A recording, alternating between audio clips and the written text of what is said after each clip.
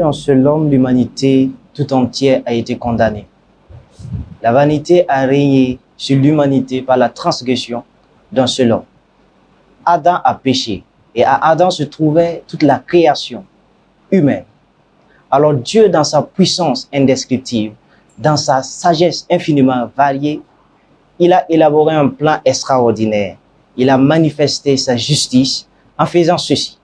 Puisque c'est par la désobéissance d'un seul homme que toute l'humanité a été condamnée, alors il fallait que par l'obéissance, par la soumission et par le sacrifice d'un seul homme, alors l'humanité tout entière soit restaurée. Et Christ est notre espoir.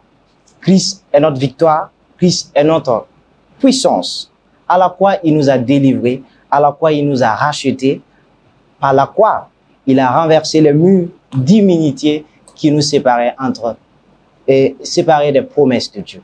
Bien-aimés dans le Seigneur, vous qui nous suivez sur Apocalypse Gospel TV, nous vous souhaitons la bienvenue. Nous vous souhaitons la bienvenue sur cette chaîne de révélation, celle-là même qui diffuse l'évangile de Jésus-Christ. Nous sommes très très heureux de vous savoir nombreux connectés à cette émission, à ce tout nouveau numéro de Apocalypse Worship, ce temps que nous prenons pour élever le nom de notre Seigneur Sauveur Jésus-Christ, pour le glorifier, le magnifier comme il se doit. Et bien sûr, comme vous avez l'habitude, c'est avec des chants consacrés pour ce ministère. Et aujourd'hui, pour ce tout nouveau numéro, mesdames et messieurs, chers téléspectateurs, chers abonnés de cette plateforme, elle nous vient tout droit, elle nous vient de loin. C'est une grande dame, c'est une servante de l'Éternel qui a su marquer son temps et qui continue d'ailleurs de nous bénir. Nous allons aller du côté de la régie, mais bien avant, j'aimerais inviter quelqu'un qui est connecté à bien partager cette vidéo. Alors, assure-toi de partager ce live, assure-toi de taguer quelqu'un, assure-toi de partager à tous tes groupes, car j'ai la ferme assurance que quelque chose de merveilleux va se passer. Retour sur ce plateau, vous l'avez bien deviné, il s'agit de la révérende chantre Nana Luquezo. C'est une grande chante de l'Éternel qui a plus de 30 ans de ministère. Et elle nous vient tout droit fraîchement de la Belgique. Chante de l'Éternel, bonsoir. Bonsoir. Alors, comment se passe le séjour au Burkina Faso? Très bien, par la grâce de Dieu, nous sommes là. Alors, en un mot aussi, je vous demandais comment vous trouvez le pays des hommes intègres. C'est toujours le même sentiment, parce que ça, c'est la deuxième fois que je reviens.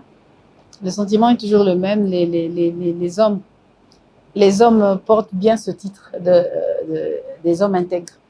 J'ai la grâce de visiter beaucoup d'endroits, de pays, et la mentalité ici est extraordinaire, si je peux le dire comme ça. Les gens sont tellement simples, les gens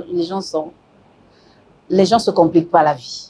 Donc, c'est ce que j'aime au Burkina Faso. Les gens ne se prennent pas la tête, les gens n'ont pas de complexe, c'est un peuple magnifique, tout simplement. Voilà. Et je profite vraiment, je salue tous les Burkinabés. Restez comme ça, vous êtes tellement extraordinaires. J'ai envie de vivre ici. Alors, quelqu'un disait que le Burkina porte le nom de Dieu, pays des hommes intègres. Ah moi, je pense que la grâce de Dieu est ici. Hein? La grâce de Dieu est ici. Beaucoup disent que la grâce de Dieu est au Congo. Peut-être pour la musique et autre chose, mais je dirais de façon à se comporter, de façon à être avec les autres, soyons tous burkinabés. C'est tout simplement ce que je pourrais dire, quoi. Alors, servante de Dieu, avant de rentrer plus en profondeur dans cette émission, alors pour tous ceux qui ont pu toucher du bout du doigt la servante, c'est une chantre, Nana Luquezo. Est-ce que vous pouvez vous présenter à tous ceux qui nous suivent actuellement? D'accord. Voilà, je suis Nana Luquezo, je suis chantre de l'Éternel, je suis pasteur. J'ai 5 enfants, je suis mariée, ça fait 20 ans aujourd'hui d'ailleurs. Et qu'est-ce que je peux dire d'autre sur moi? Je suis fille de pasteur. J'ai reçu Jésus il y a plusieurs années déjà, donc je sers Dieu à travers la chanson, ça fait 30 ans aussi déjà. Donc voilà un tout petit peu pour ceux qui ne me connaissent pas ou ceux qui connaissent mais qui ne savent pas toujours mon parcours. J'ai débuté dans la chorale, hein, comme comme tout chantre qui devrait, ouais, on doit commencer à la chorale. J'ai commencé à la chorale très jeune, jusqu'à ce que je commence à me frayer mon chemin en solo, grâce à des personnes qui ont vu le talent en moi et qui m'ont encouragé à aller dans ce sens-là. Et Dieu avait approuvé aussi. C'est comme ça aussi que j'ai reçu mon appel pour aller vers les nations et impacter à travers la musique que je fais. Voilà pour ma petite présentation. Alors, l'appel, on va en parler tout à l'heure, mais bien avant, comment s'est passée cette expérience de rencontre avec le Seigneur Jésus-Christ? Voilà, parce que c'est toujours là le nœud du problème. Quand on est enfant de serviteur de Dieu, un enfant de pasteur, on trouve l'atmosphère de l'évangile dans la maison. On trouve déjà toutes ces choses-là. J'ai appris à jeûner, j'étais encore très jeune, je pense 7-8 ans, je savais déjà jeûner. Mais ne croyez pas que quand je suis en train de dire comme ça veut dire que voilà, tout était au beau fixe. Le piège est que en tant qu'enfant de serviteur de Dieu, j'ai mené une vie d'hypocrisie, dans le sens que il y avait un mode de vie qui était instauré dans la maison. Voilà, papa voulait qu'on se comporte comme ça. Mais il faut dire que c'est le père qui reçoit l'appel et qui se donne à Dieu. Et nous autres là, nous sommes encore des âmes qu'il doit gagner, tu vois. Et mais vous vous retrouvez avec beaucoup de restrictions et du coup, c'est comme ça que même dans un de mes chants, je dis que autrefois je menais une vie misérable, une vie d'hypocrisie, parce que à la maison et à l'église, j'étais voilà la nana qui chantait même déjà la chorale et tout ça, mais en dehors de l'église, j'étais une fille comme toutes les autres, avec mes copines, j'avais des petits copains, voilà, tout simplement c'était comme ça que je vivais. Mais je dis que j'ai eu la grâce de faire cette rencontre avec Dieu. Et je pense que si ça ne s'était pas fait de cette façon-là, j'aurais mené ma vie, cette vie-là, jusqu'à fatiguer. Je venais de conduire un moment de louange à l'église et je regagnais mon siège. Et juste au moment où j'arrivais pour m'asseoir, et du coup, je tombe. Donc, l'Esprit de Dieu me fait tomber.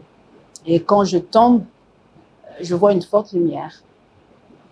Et je ne voyais pas la personne qui me parlait, j'entendais juste la personne en train de me parler. Et c'était une voix qui était très puissante, qui me disait je veux que tu me serves. Et puis, d'un coup, je commençais à voir mes deux vies. Donc, ma vie de l'église et ma vie de dehors, comme sur un écran en train de circuler. Et cette voix me dit, choisis aujourd'hui. Qu'est-ce que tu veux?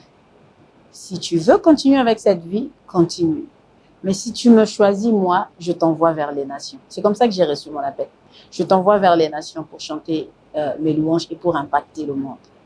Et c'est comme ça que j'ai pris la bonne décision de dire, bon Seigneur, ok, je prends la décision de te servir, toi et uniquement toi, et d'arrêter avec cette vie de duplicité.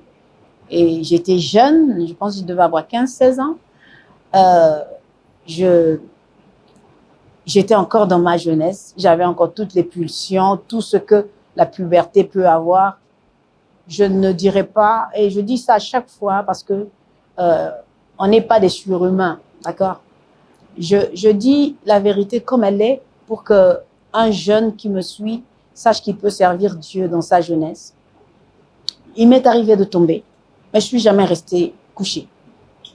Je me relève à chaque fois. Parce qu'on a une grâce d'avoir un Dieu qui est miséricordieux, qui ne nous repousse pas, même quand on a commis un péché très grave. Quand on revient avec beaucoup de sincérité, ce Dieu-là nous reprend toujours. Et c'est comme ça que j'ai marché avec Dieu dans ma jeunesse. Je tombais, je me relevais, voilà, j'essuyais mes habits, je reprenais ma course. Jusqu'à une prochaine chute, je tombais, je me relevais jusqu'à ce que je ne tombe plus et que je sois bien affermie. Et voilà. C'est comme ça que j'ai rencontré le Seigneur.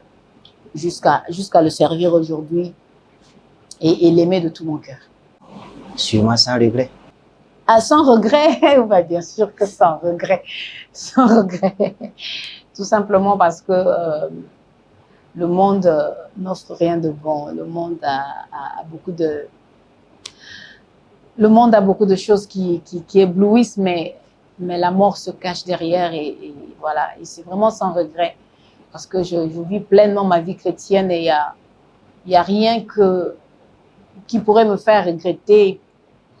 Moi, personnellement, par exemple, en tant qu'enfant de pasteur déjà, même si je dis que ma vie était genre, j'ai pas connu les boîtes de nuit, j'ai pas connu les bars, j'ai pas connu les concerts mondains. Donc, je suis pas allée dans tout ça et je n'ai jamais goûté à ça et du coup, ça me manque même pas. Donc, je ne regrette rien du tout de tout ça. Tout simplement, quoi. Alors, vous qui nous suivez et toi qui n'as pas encore fait cette rencontre personnelle avec le Seigneur Sauveur Jésus-Christ, tu auras l'occasion de, bien sûr, faire cette rencontre avec la servante de Dieu qui certainement va te conduire à faire cette rencontre.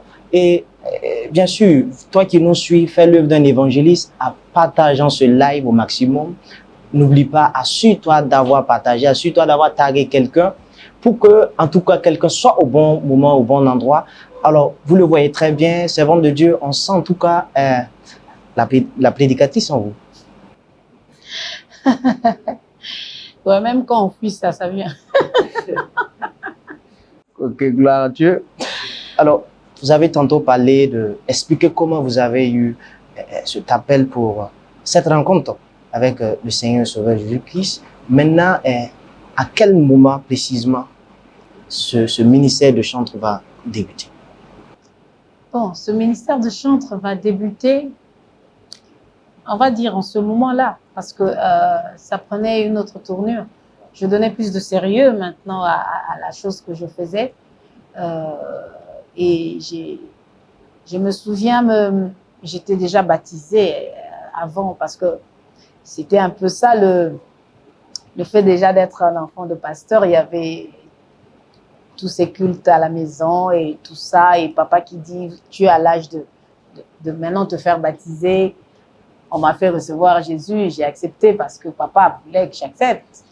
Mais quand j'ai pris conscience de toutes ces choses-là, mon père a été surpris que je vienne lui demander, papa, est-ce que tu peux me baptiser? Il a dit, tu es déjà baptisé. J'ai dit, non, maintenant je veux le baptême de ce que je suis consciente, de ce que je veux vraiment suivre Jésus-Christ. Donc, je me suis fait rebaptiser et pour vraiment me sentir pleinement consacrée dans l'œuvre que je faisais pour le Seigneur. Voilà, un tout petit peu, quoi. Alors, ça fait plus de 30 ans de ministère et je me rends compte que vous êtes une passionnée de l'évangile, des sauvés des vies. Je suis une passionnée, une passionnée du Seigneur parce que je suis une intime de Dieu. J'aime passer du temps avec mon Dieu et c'est très gratifiant et du coup, parler de Dieu est une passion pour moi et de dire aux autres ce que je ressens quand je suis en symbiose avec mon Dieu, c'est ça, quoi. Voilà, c'est ma passion. Parlons d'intimité parce que 30 ans de ministère, 30 ans de constance, c'est sûr que l'intimité avec le Christ y est pour quelque chose. Avec le Christ, bien sûr.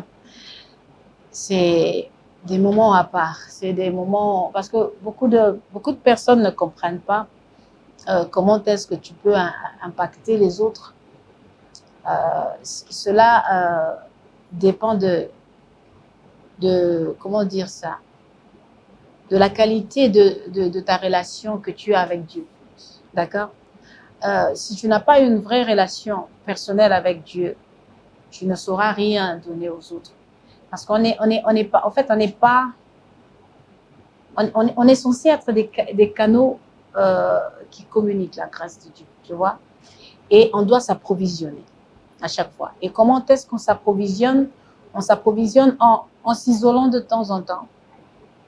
Être des moments mis à part où c'est toi et ton Dieu, où tu communiques avec le Saint-Esprit.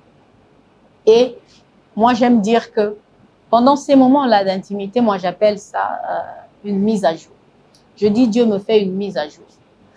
Et quand ma mise à jour est faite, je peux maintenant aller et commencer à redistribuer ce que je dois faire vraiment pleinement ce que, voilà, que Dieu m'utilise exactement comme il le faut. Un chantre qui ne passe pas ces moments d'intimité avec Dieu ou qui les passe mais pas fréquemment et très peu, se sentira, s'il est vraiment sincère, se sentira de temps en temps épuisé spirituellement parce que il ne fera que utiliser sa réserve, tu vois, le peu de réserve que tu as en toi et quand tu le déverses, tu restes vide. Il faut à chaque fois rentrer et puis s'approvisionner, se faire remplir à nouveau pour aller encore déverser. Parce que c'est ça le rôle qu'on a. Se laisser remplir pour aller redistribuer ensuite. Donc voilà. Un conseil à donner à tous ces jeunes chantres qui désirent ardemment impacter Exactement. leur génération. C'est pas que pour les chantres non plus. Hein. C'est tout serviteur, c'est tout. Voilà, tu es peut-être un conducteur, un modérateur à l'église. Tu as besoin d'être rempli pour pouvoir aussi conduire le peuple de Dieu, tu vois. Donc tu dois être toi-même un habitué de la présence de Dieu. Quand tu es déjà habitué à la présence de Dieu, dans ton intimité, tu emmènes Dieu maintenant quand tu es devant les gens. Tu es maintenant, en ce moment-là, tu deviens le canal qui est en train de redistribuer maintenant la présence de Dieu. Tu vois, Dieu connaît ta voix parce que tu passes beaucoup de temps avec lui. Dieu répond spontanément. Excusez-moi. Dieu répond spontanément parce qu'il est habitué à ta voix. Tu vois, donc c'est ça, c'est tout un mécanisme et quand tout est mis en place, c'est ça qui crée l'atmosphère de gloire. Voilà. Si vous nous prenez en marche, sachez bien que nous sommes avec la révérende Nana Luquezo, qui est là pour nous bénir, qui est là pour nous édifier, nous encourager, nous exhorter. Et bien sûr, elle va chanter dans quelques instants. Toi qui n'as pas encore partagé cette vidéo, je t'invite à le faire. Et je suis sûr que la main de notre Seigneur Sauveur Jésus-Christ va surabonder ta vie. Alors, chantre, il y a un constat que je me permets, ou j'ai fait. De nos jours, la place de la louange et de l'adoration n'est plus une priorité.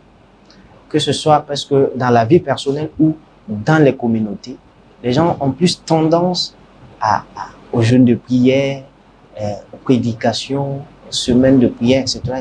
Mais ils oublient, et la Bible d'ailleurs nous dit dans Jean 4, 23, que mais l'heure vient et elle est déjà venue où les vrais adorateurs adoreront le Père en esprit et en vérité, car ce sont là les adorateurs que le Père demande. Ouais, moi je reproche souvent certains hommes de Dieu. Vous savez, quand on visite les églises et puis tu vois, il y a eu le groupe de louanges qui s'est donné, qui a conduit le moment, les gens se sont enjaillés, et puis même le moment d'adoration. Et puis tu entends le modérateur qui dit, maintenant nous sommes arrivés au moment le plus important. En fait, ça veut dire que tout ce que l'on a fait là, c'était pas important, quoi. Donc, la louange devrait avoir sa place parce que le jour où les murs de Jéricho se sont enfoncés, on n'a pas prêché, mais on a mis des Lévites devant, en train de chanter les louanges de Dieu, en poussant des cris de joie. Et moi, je dis, les murailles ne se sont pas effondrées, ils se sont enfoncés. D'accord? Donc, par la puissance de la louange, c'est entré sous la terre. Et ils sont entrés dans Jéricho. La louange a une puissance extraordinaire. J'en parle souvent comme ça parce que je la vis chaque jour. La louange est la seule chose qui déplace Dieu. C'est ça. On dit Dieu siège au milieu de la louange de son peuple. Ça veut dire que au moment où tu loues, Dieu descend à ton niveau. Il vient. Voilà, il vient à ton niveau. C'est plutôt quand nous faisons l'adoration, c'est nous qui allons vers Dieu. Mais pendant la louange, c'est Dieu qui vient vers nous. Donc, l'Église devrait vraiment donner cette place-là. Parce que par la louange, Moi, j'ai vu des gens guérir, j'ai vu des morts ressusciter. J'étais encore, comme je vous ai dit, j'étais encore toute jeune. Je chantais dans une campagne d'évangélisation à Kinshasa. Et à un moment donné, je suis entrée dans un moment très fort d'adoration. Et tout le peuple était plongé. Or, ce qu'on ne savait pas, dans une maison, parce que les campagnes d'évangélisation se font en plein air dehors. Dans une des maisons, non loin de là, il y avait une femme qui avait son enfant qui était malade, très malade. Mais elle n'avait pas les moyens pour l'emmener à l'hôpital et du coup, elle l'a gardé à la maison. Et puis à un moment donné, elle a vu que l'enfant est parti. Et elle a eu le bon réflexe. Elle a entendu comment on était en train de chanter là-bas. Et elle courait avec son enfant. Elle est venue poser son enfant sur mon podium là. Et moi, je continuais à chanter. Et je chantais, et je chantais. Jusqu'à ce que l'enfant se lève et aille rejoindre sa mère. Donc, la louange a une force qu'on n'imagine pas. Quand on dit que Dieu descend quand il y a la louange, Dieu est là. Donc, voilà ce que je peux dire sur la louange. Qu'on redonne juste ça, qu'on lui redonne sa place à l'église comme il le faut et arrêter de le mettre tout le temps, le dénigrer un peu. De toute façon, c'est ce qu'on fera au ciel. La prédication va finir ici. Tu vas prêcher qui? Les anges en haut. Alléluia, quelle révélation. Alors, servante de Dieu, si je puis me le permettre, vous êtes une preuve palpable et tangible de la main de Dieu, de la fidélité de Dieu. On a eu vent, en tout cas, de ce temps que vous avez eu à traverser et à une personne qui nous suit actuellement, qui n'a pas encore connu, qui n'a pas encore fait cette rencontre avec le Seigneur Sauveur Jésus-Christ, ou quelqu'un qui est en rétrograde, qui est en train de vouloir s'éloigner de notre Seigneur Sauveur Jésus-Christ. Est-ce que vous pouvez nous partager ce témoignage qui, certainement, j'ai la ferme conviction que ça fera du bien à plus d'un. Ouais, et je voudrais juste dire à quelqu'un que si Jésus pour toi c'est juste une histoire que tu as entendue, moi je veux te donner la preuve que Jésus est bel et bien réel. Il n'est pas juste une histoire pour faire plaisir aux gens ou qu'on a inventé comme ça, parce que j'ai vécu quelque chose avec ce Dieu-là et je voudrais vraiment te rassurer et te dire que tu peux lui faire confiance, tu peux croire en lui.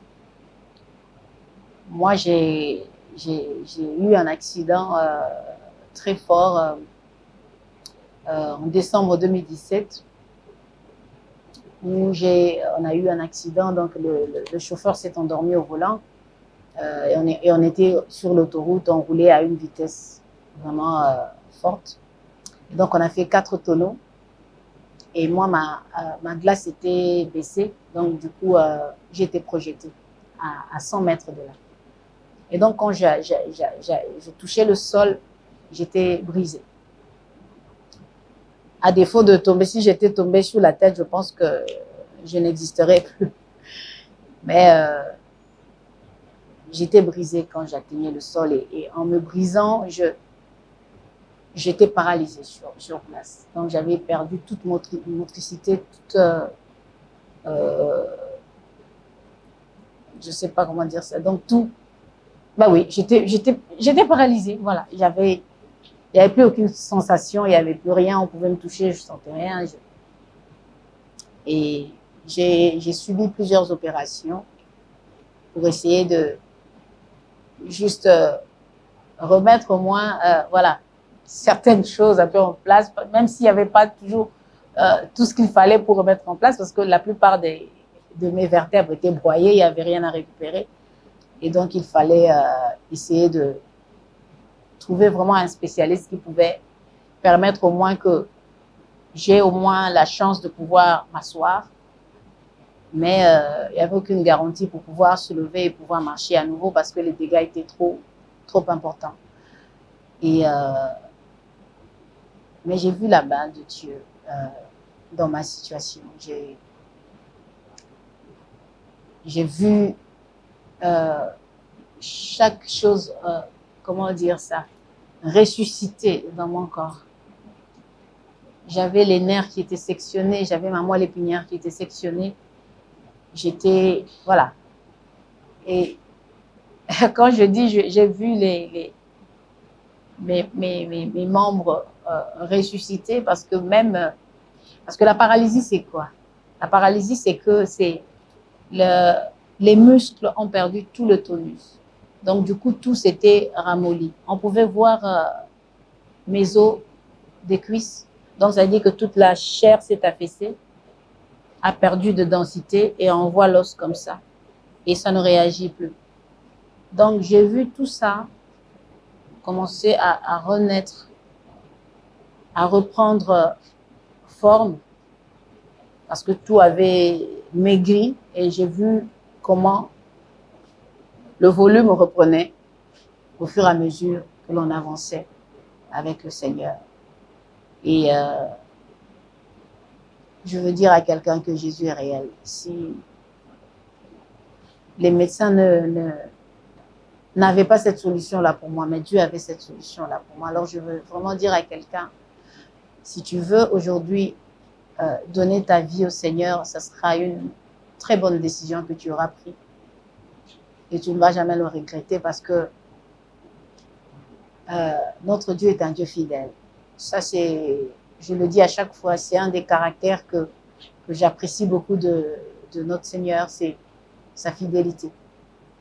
Même dans les moments les plus durs, les plus sombres, j'ai vu la main de Dieu. J'ai vu comment Dieu m'a secouru. J'ai vu comment est-ce que quand je voulais déprimer, parce que vous savez, perdre toute mobilité, c'est quelque chose de très fort.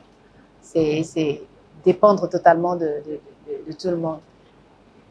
On m'a lavé, on m'a porté, et tout ça, j'ai vécu ça. Mais le Saint-Esprit m'a aidé à garder la tête haute, à ne pas sombrer, jusqu'à ce que Dieu commence à rétablir tout ce qui était abîmé en moi. Je suis toujours dans mon processus et je dis toujours que mon Dieu n'est pas un Dieu des œuvres inachevées. Il finit ce qu'il commence toujours. Par contre, j'aime quand même les quelques séquelles que je pourrais garder parce que ça sera, comment dire ça, les traces du passage de la main de Dieu. D'accord?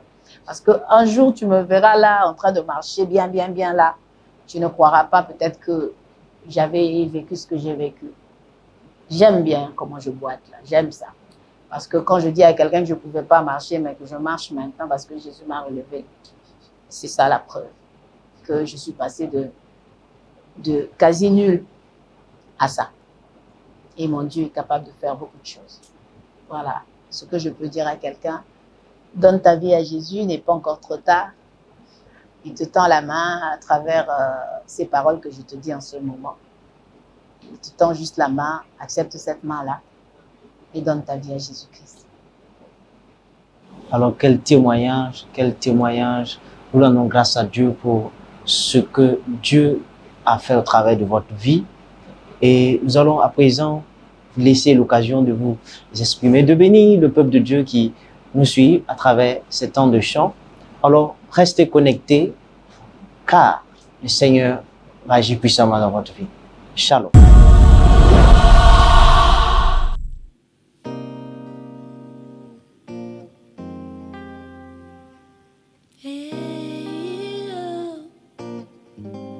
Consécration.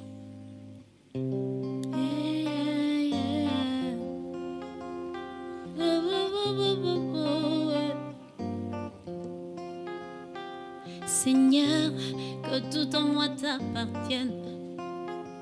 Je m'offre totalement, que tout en moi t'appartienne. Mes mots ne suffisent plus, alors je m'offre moi-même. Les mots ne suffisent plus, alors je m'offre moi-même. Oh, je me donne à toi. Oh, je me donne à toi. Oh, Seigneur, que tout en moi t'appartienne. Je m'offre totalement, que tout en moi t'appartienne. Mes mots ne suffisent plus, alors je m'offre moi-même. Mes mots ne suffisent plus, alors je m'offre moi-même. Oh, je me donne à toi. Oh, oh, oh. Je me donne à toi. Oh, hey. Hey. Je m'offre à toi telle une mélodie mélancolique pour toucher ton cœur. Je m'offre à toi telle une œuvre d'art faite de tes propres mains. Je m'offre à toi comme un parfum pour rendre meilleur un moment d'intimité. Je me donne à toi. Je me donne à toi. I offer myself to you like a melody to touch your heart. I offer myself to you like a work of art made with your hand. I offer myself to you like a perfume to enhance our moment of intimacy. Oh Lord, I give myself to you. I give myself to you. Ami péché, Yahweh, oh, oh. Je me donne à toi, je me donne à toi, oh, Yahweh, Ami péché. Kolonyo sonanga ya yo, nami pesi mobimba, maloba pamba ekokite. Nami pesi nga mokolo kola nzembo. Nasepelisa motema na yo nakoma œuvre d'art. Esalami na maboko na yo nakoma malasi. Ya motu ya pona kutana na yo nami pesi Yahweh. Je me donne à toi. Oh, je me donne à toi. Ajitolea, oh, oh. Ajitolea, Alléluia. Jésus.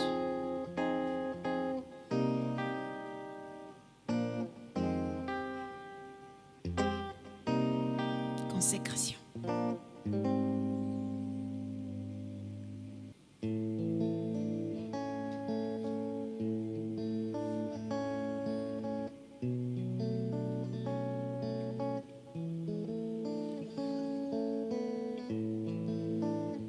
Lean on you when I have no more strength. I lean on you when I am weak. I lean on you when my life is drifting. I lean on you because you are my rock. I lean on you when I don't know what to do anymore. I lean on you when I have nothing left. I lean on you when I lost everything. I lean on you when I am shut. Enzambia mpungwe, enzambia mpungu, mpungu tulendo. I lean on you, you are my help in distress. Enzambia mpungwe, mpungu tulendo. I lean on you. I lean on you when my life is shaken. I lean on you when the darkness is there. I lean on you when my joy is broken. I lean on you when my hope goes away. I lean on you when I am oppressed. I lean on you when I am despised. I lean on you when I am rejected. I lean on you when everything goes wrong. Nzambi mpungwe, Nzambi mpungu, pungu tulendo. I lean on you, you are my help in distress. Nzambi mpungwe, pungu tulendo. I lean on you.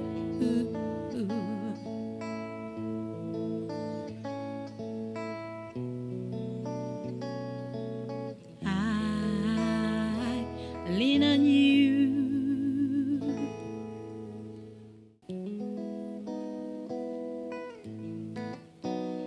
Masia bolingo, yeah, bolingo. L'amour de Dieu m'a dépassé, jamais on m'a aimé comme ça. Masia bolingo, yeah, Masia bolingo. Payer ma dette à la croix pour qu'à jamais libre je sois. Oh. Masia bolingo, yeah, bolingo.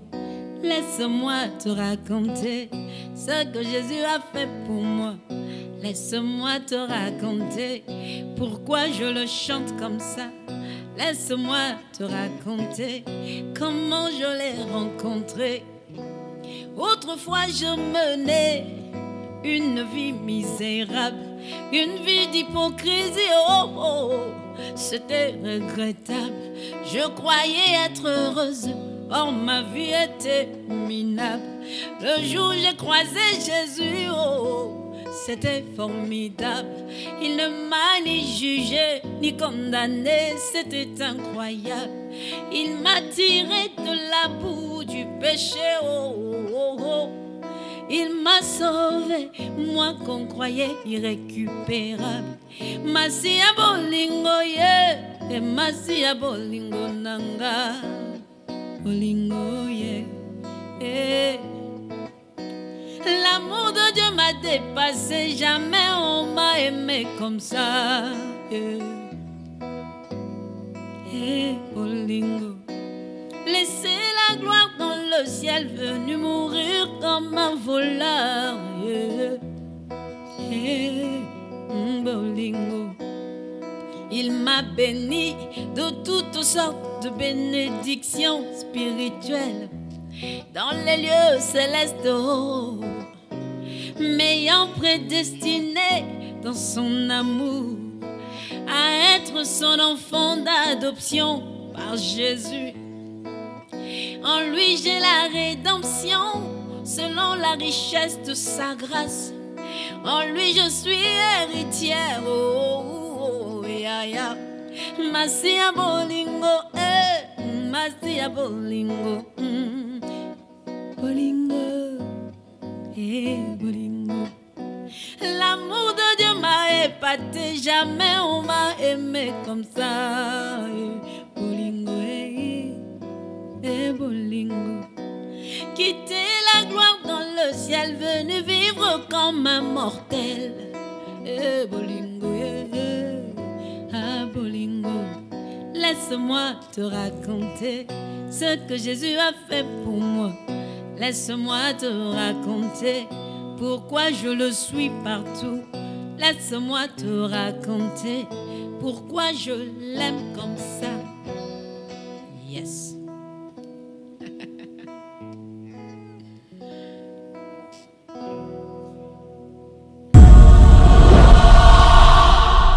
Retour sur ce plateau, des moments glorieux dans la présence du Seigneur, et nous espérons de même chez vous. Peu importe là où vous vous trouvez, la distance n'est pas une barrière. Et nous croyons fermement que vous êtes édifiés, vous êtes exhortés, encouragés par ce temps que nous passons avec sa servante. Alors, servante de Dieu, c'est 30 ans de ministère, nous sommes pris par le temps. C'est 30 ans de ministère et déjà, quel conseil avez-vous à donner à tous ces jeunes chantres, tous ces chantres qui désirent, en tout cas, impacter leur génération? Parce que vous avez su, en votre temps et en votre génération, impacter, et vous continuez d'abord encore à impacter. Et à tous ceux qui nous suivent, quel conseil avez-vous à leur donner? Le conseil, c'est vraiment de s'attacher à Dieu, de rester connecté à Dieu, parce que c'est vraiment ça. Parce qu'on peut servir Dieu sans Dieu. Ça arrive.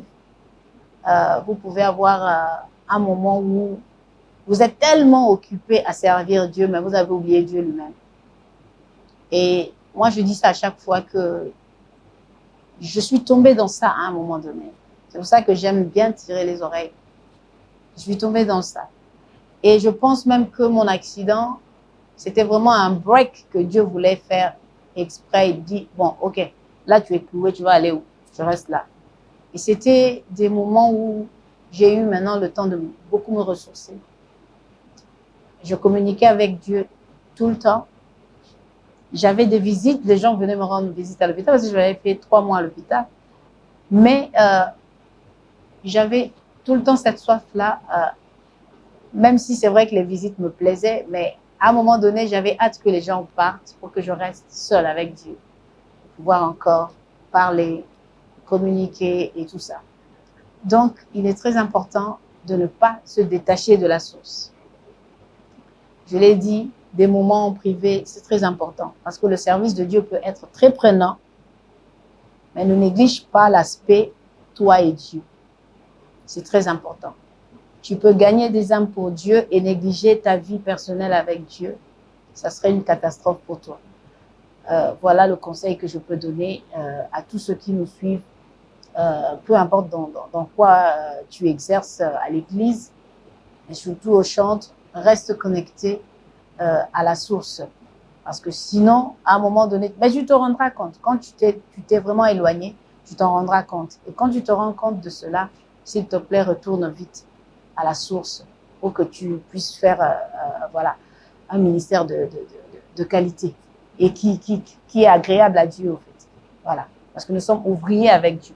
Parce que quand tu fais les choses maintenant tout seul, Dieu te regarde de loin. Il est en train de te regarder. Il dit, bon, j'attends qu'il se casse la gueule. Quand il va se casser la gueule, il va revenir chez moi. Donc, voilà mon conseil. Reste connecté à Dieu. Sois focus sur l'essentiel. Ne t'écarte pas ni à gauche ni à droite, mais reste focus. Voilà. Alors, servante de Dieu, nous reconnaissons en tout cas le dépôt et l'onction de Dieu sur vous. Et c'est sûr qu'une personne qui nous suit actuellement a besoin d'une prière. Je ne sais pas peut-être ce que cette personne traverse, mais je suis convaincu et j'ai la foi que cette prière que vous allez prononcer au regard de tous ceux qui nous suivent portera du fruit et des témoignages viendront de partir de là pour la gloire de notre Seigneur et Sauveur Jésus-Christ. Prions. Éternel Dieu, je te rends grâce, je bénis ton saint nom pour cette personne qui est en train de nous suivre en ce moment, sur son téléphone ou sur sa tablette ou peu importe. Seigneur, je viens te confier cette personne. Que tu la bénisses, que tu la protèges, que tu la gardes. Et pour ceux qui traversent des moments difficiles, Seigneur mon Dieu, je voudrais que tu sois ce fleuve qui jaillit dans la solitude. Car l'épreuve est un moment de solitude, Seigneur notre Dieu. Et quand nous sommes focalisés sur ça, nous oublions que tu es là. Je voudrais que tu assistes une personne qui traverse une épreuve difficile, que tu lui donnes la force, Seigneur. Et aussi que le Saint-Esprit le fasse garder en tête que Dieu est toujours à côté.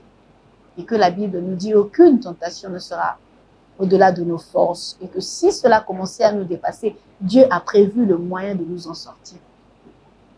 Je demande la force et la détermination pour une personne qui cherche à percer dans un domaine quelconque. Je demande de la détermination pour une personne qui a connu beaucoup d'échecs, qui est tombée plusieurs fois. Je demande pour lui de la persévérance, que l'esprit de la persévérance soit ton partage au nom de Jésus. Seigneur, je prie pour quelqu'un qui nous regarde en ce moment et qui ne connaît pas Christ. Pour lui, je demande simplement que tout ce que nous venons de dire, que le Saint-Esprit travaille son cœur. Nous avons fait notre boulot, Seigneur, et le boulot du Saint-Esprit, c'est de convaincre. Merci, cher Saint-Esprit, de toucher quelqu'un en ce moment, de fortifier quelqu'un qui est fatigué, de redonner de l'espoir à quelqu'un qui en avait perdu. Merci de donner la force à quelqu'un qui avait perdu sa force. Merci de te révéler en une personne qui te cherche de tout son cœur en ce moment-ci. Fais-toi voir, Seigneur, parce que la Bible me dit, cherchez Dieu. Et tu le dis toi-même, Seigneur, vous me trouverez si vous me cherchez de tout votre cœur. Alors, Seigneur, laisse-toi trouver par une personne qui est en train de te chercher en ce moment-ci de tout son cœur. Laisse que la gloire te revienne à toi et à toi seul. Jésus. Au nom de Jésus, j'ai prié et je dis Amen. Amen, amen, amen. Merci beaucoup, servante de Dieu. Alors, tirons vers la fin. Un dernier mot à l'égard de cette structure, cette plateforme, Apocalypse. Je vous encourage à continuer parce que cette œuvre que vous faites est noble, celle de peupler le royaume des cieux dans l'évangélisation et dans tout ce que vous faites. Moi, je vous encourage et ma prière est que Dieu vous donne de la persévérance. Vous en aurez besoin parce que les embûches viendront. Les découragements, vous irez quelque part où on ne veut pas vous écouter ou ceci, cela. Mais je veux que Dieu vous donne cet esprit de détermination. La Bible dit que le moment soit favorable ou pas à prêcher l'évangile. Voilà, donc pour vous, je vous encourage que Dieu vous aide et vous avez besoin du Saint-Esprit, que le Saint-Esprit soit votre ami fidèle pour que vous ayez les directives de toutes les stratégies qu'il faut, parce que le Saint-Esprit, c'est le coach par excellence. C'est lui qui vous donnera les stratégies qu'il faut pour gagner encore plus d'âmes vers le Seigneur. Et surtout que vous voulez impacter dans le milieu des jeunes, que le Saint-Esprit vous donne ce qu'il faut comme bagage pour pouvoir impacter la jeunesse. Voilà, soyez bénis au nom de Jésus. Merci beaucoup, servante de Dieu, révérende Nana Lukuzo. Ce fut un honneur et un privilège de vous recevoir dans nos locaux à Apocalypse Gospel TV. Notre prière que l'Éternel bénisse votre séjour au pays des hommes intègres et qu'il vous raccompagne à bonne santé au nom puissant de Jésus. Et à vous qui nous avez suivis, n'oubliez pas de nous écrire, n'oubliez pas de nous envoyer vos réactions et à l'adresse qui va s'afficher en bas de l'écran. Que Dieu vous bénisse et on se retrouve très très prochainement pour un autre numéro et avec encore un grand chanteur de l'Éternel. Que Dieu vous bénisse. Shalom.